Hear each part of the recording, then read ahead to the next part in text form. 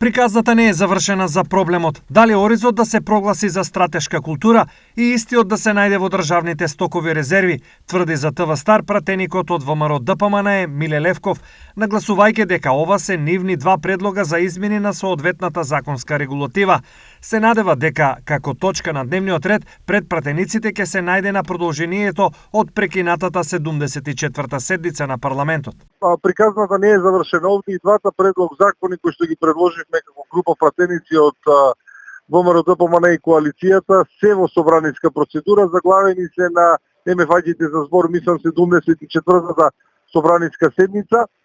Чекаме истата да дојде на дневен ред, да биде закажана од страна на претседателот на собранието, па да видиме како ќе се изјаснат за овие два предлози и пратениците од мнозинството.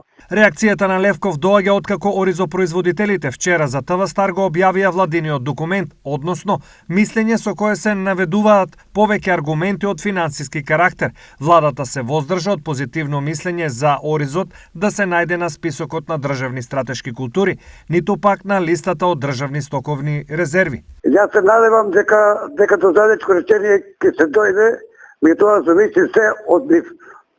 Од и ние имаме сознание и мислам и решение дека намерно оризот е изоставен костатска култура и откуп за стоковите резерви. Поради ова и поради досега неисполнетите останати барања, оризопроизводителите најавија повторна блокада на регионалниот пат Штип-Кочени кај Облешево.